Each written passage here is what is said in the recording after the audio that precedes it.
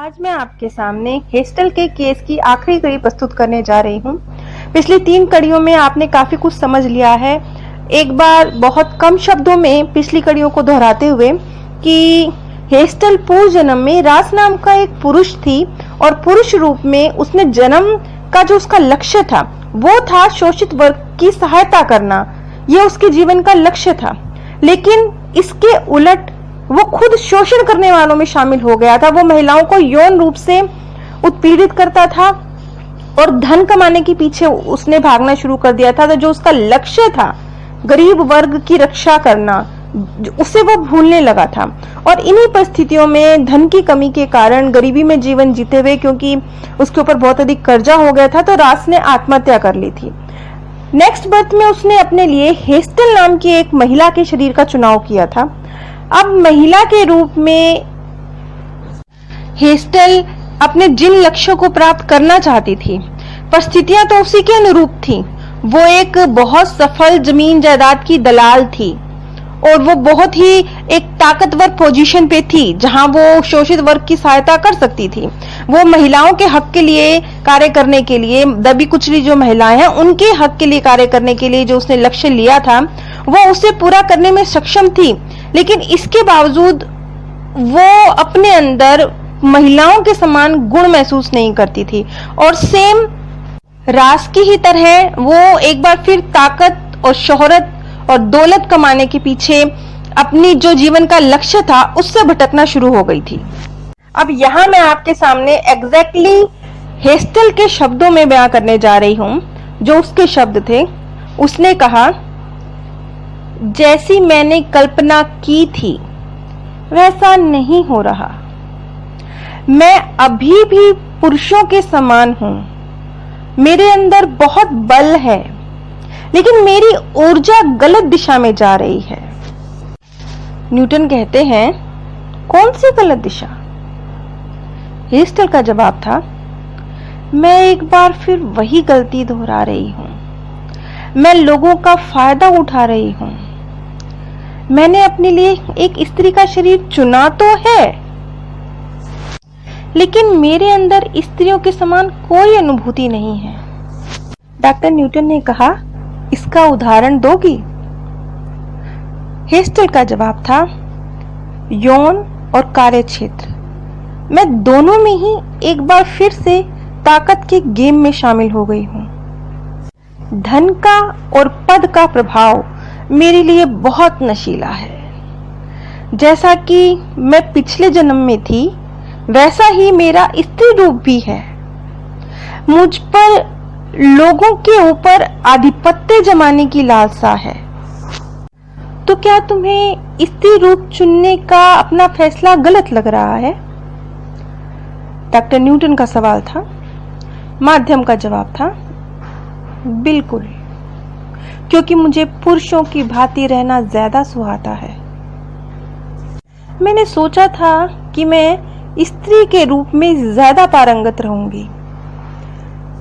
मैंने अपनी किस्मत आजमाने के लिए विपरीत लिंग का चुनाव किया। क्लोडिस यानी उसका मार्गदर्शक, क्लोडिस ने भी मुझे यह आज्ञा दी थी, लेकिन यह मेरी भूल थी। यहाँ पर एक डॉक्टर की ड्यूटी होती है अपने पेशेंट को संभालने की, उसे ये समझाने की कि वो क्यों इस रूप में है। तो यहाँ पर डॉक्टर न्यूटन हेस्टल को समझाते हैं कि तुम अपने साथ कुछ जाति तो नहीं कर रही हो।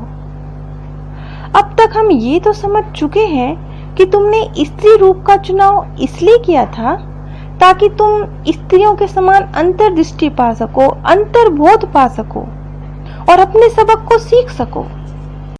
तुम में पुरुषों के समान शक्ति हो सकती है, अगर तुम इसे ऐसा कहना चाहती हो तो, लेकिन वह है तो फिर भी स्त्रीयोचित। जैसा कि आप समझ चुके हैं कि हेस्टल एक लेस्बियन महिला थी, लेकिन वो क्यों थी ऐसी?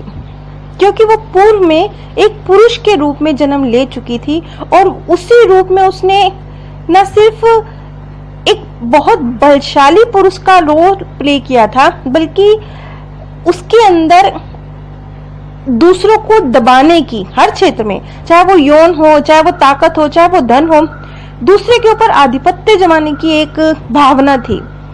इसी वजह से जो उसने महिला का शरीर अपने लिए चुन लिया, वो उसे इस जीवन में रास नहीं आ रहा था। आगे डॉक्टर न्यूटन बताते हैं कि मेरे जो ज्यादातर माध्यम हैं, उनमें से 75% एक ही तरह का लिंग पसंद करते हैं, यानी वो 75% इस तरह के व्यक्ति हैं जो सेम लिंग में ही जन्म लेना दोबारा पसंद करते हैं, और वो 25% लोग जो किसी और लिंग के साथ जन्म लेते हैं, उनमें से भी ज्यादातर लोग अपने लिंग के साथ सेटिस्फाई रहते हैं। बहुत कम प्रतिशत ऐसा होता है जो अपने इस चुनाव को पसंद नहीं करता। अपने पूर्व जन्म में यदि वो पुरुष है और इस जन्म में यदि वो महिला है, तो वो अपने इस जन्म के महिला रूप के साथ जस्टिफाई नहीं कर पाता। यानी यहाँ पर वो सब लोग जो आज गे या लेस्बियन के रूप में हैं या उभयलिंगी हैं, उन्हें इस बात को समझना चाहिए कि जरूर ये उनके मार्गदर्शक का और उनका एक मिला के सोच समझ के लिया गया फैसला है, जो उनके लिए फायदेमंद है, उनको उनके लक्ष्य तक पहुंचाने में मददगार है। इसके लिए किसी पछतावे या शर्म की जरूरत नहीं है, बल्कि इसी चीज के साथ बहुत सहज रूप से जीने की और इसे बड़े प्रेम पूर्वक एक्सेप्ट करने की जरूरत है। क्योंकि आपका उभयलिंगी होना या समलैंगिक होना ये कोई अपराध नहीं है, ये स्वाभाविक रूप से एक अलग तरह की प्रवृत्ति है जो कि बहुत सामान्य है, हो सकती है। अब मैं आपको यहाँ पर इस विषय पर एग्जैक्टली डॉक्टर न्यूटन के शब्द बताने जा रही हूँ। कोई भी आत्मा जब इस पथ को चुन लेती है, यानी अपने लिए समलैंगी या उभयलिंगी शरीर चुन लेती है, तो अधिकतर इसकी जड़ कर्म संबंधी जरूरतों में होती है, जिससे वे अपने विगत जीवन की घटनाओं से संबंधित लिंग के जो जटिल अंतर है, उनकी व्यक्तिगत समझ को बढ़ा सकते हैं। कोई भी आत्मा जब धरती पर अपने लिए जन्म लेने का फैसला करती है, तो वो अपने सलाहकारों के साथ, गुरुजनों के साथ, मार्गदर्शकों के साथ एक समझौता करती है कि वो अपने पूर्व जन्मों की सारी स्मृतियां पूरी तरह से मिटाकर नए जीवन में जाएगी। और ये डील एक आत्मा क्यों करती है? इसलिए क्योंकि जो कोरी स्लेट है उस पे ज्यादा बेहतर तरीके से सीखा जा सकता है, बजाय इस जानकारी के साथ जीने का कि हम पूर्व जन्म में क्या थे और पूर्व जन्म में जो हमने किया है उसकी वजह से हमारा भविष्य क्या हो सकता है। इसकी बजाय जब हम कोरी स्लेट होते हैं, हमें ना अपना पिछला जन्म याद है, और क्योंकि पिछला जन्म याद नहीं है इसलिए हमें हमारा भविष्य भी नहीं पता। तो अब इस बात से बहुत सारे लोगों को ये क्लियर हो गया होगा कि क्यों धरती पर जन्म लेने से पहले एक आत्मा अपने पूर्व जन्म को पूरी तरह से भूल जाती है, क्यों प्रकृति ने ये नियम बनाया है। अब आप समझते हैं कि प्रकृति का एक नियम और भी है कि आप अपने भविष्य को नहीं देख सकते। अगर आपको आपका पूर्व जन्म याद रहता है और उसके आधार पर आप ये समझ पाते हैं कि ये आपका भविष्य होगा, तो ये आपके सीखने की राह में रोड़ा है। इसीलिए प्रकृति आपको कोरी स्लेट बनाकर इस धरती पर भेजती है। अब इस बात से हम सबको इस बात का जवाब मिल जाता है कि क्यों हम लोग अपने पूर्व जन्मों की यादें भूल जाते हैं, क्यों हम लोग अपना भविष्य नहीं देख पाते हैं, और क्यों कुछ लोग समलिंगी होते हैं या उभयलिंगी होते हैं। ये सेशन यहीं खत्म नहीं हुआ था। हेस्टल ने और भी बहुत सी आत्मा लोक के विषय में जानकारी हमें प्रदान करी, जिसका जिक्र मैं अगली वीडियो में करूंगी। आप सभी पर परमात्म सौंदर्य, प्रेम और आनंद सदैव बरसता रहे। आप सभी दिव्य परम धाम में स्थान प्राप्त करें।